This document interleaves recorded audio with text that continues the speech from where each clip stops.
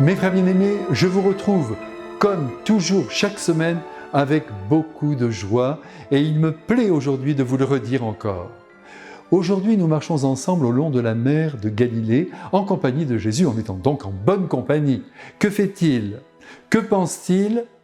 Nous ne le savons pas, et tant mieux car nous n'avons pas à tout savoir. Mais quelle maladie aujourd'hui que cette transparence! C'est son secret et il est bien gardé. Soudain, il s'arrête et il aperçoit au loin deux garçons qui, dans leur barque, à quelques mètres du rivage, jettent leur filet. Le geste est magnifique parce qu'il est ample et il est si beau que le Christ prend appui sur ce geste pour lancer de toute sa voix « Venez à ma suite et je vous ferai pêcheurs d'hommes ». Quelle phrase extraordinaire que vous et moi, nous devons laisser retentir en nous, car c'est là toute notre mission. J'ai bien dit notre mission, pas ma mission, la nôtre. Nous sommes des pécheurs. D'abord, sur le plan moral, ça c'est une vérité. À part la Sainte Vierge, tout le monde est dans le même sac, car dans le sac poubelle de notre âme, il y a de nombreux manques de charité, et je m'en tiens à ça.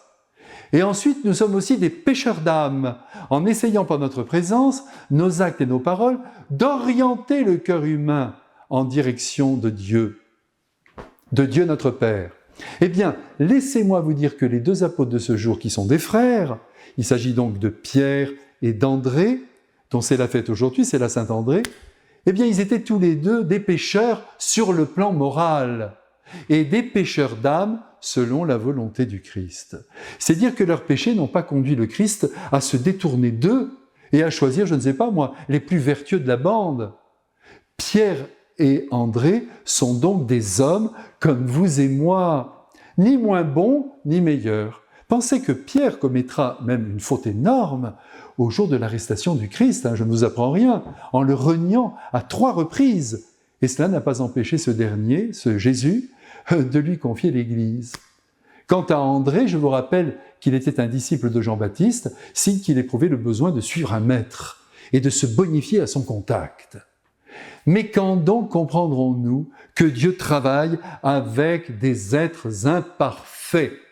Aussi ne nous étonnons pas quand tout à coup nous apprenons que tel serviteur ou telle servante de Dieu a tel défaut ou a commis une faute.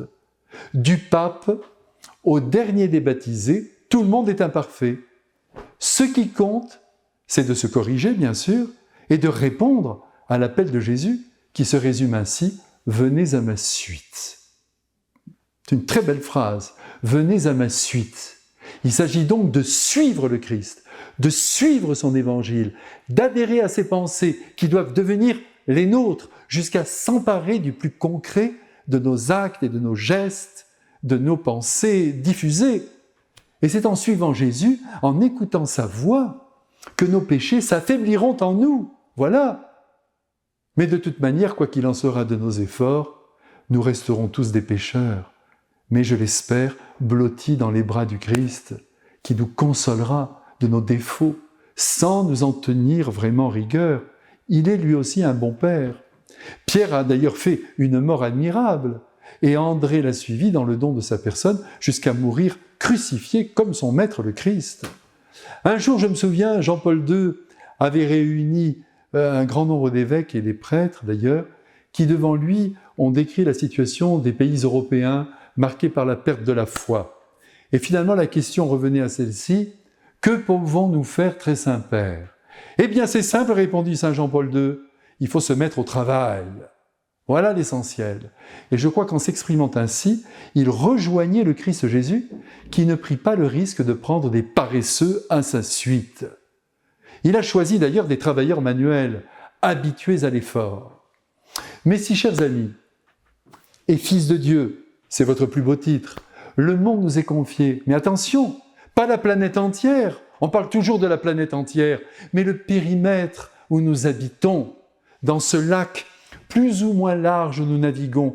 Essayons de ramener quelques petits poissons par notre gentillesse, notre bonté, notre compréhension des êtres, notre indulgence, notre douceur, que sais-je, notre sourire, notre esprit de service, notre prière secrète. Ce sont là les mailles du filet de l'amour qui doit emporter le cœur humain jusqu'à Dieu. Aidez-moi à vivre ce que je vous ai dit aujourd'hui. Je vous embrasse comme j'aime le faire toujours et je vous bénis avec Marie, la reine des apôtres. Amen.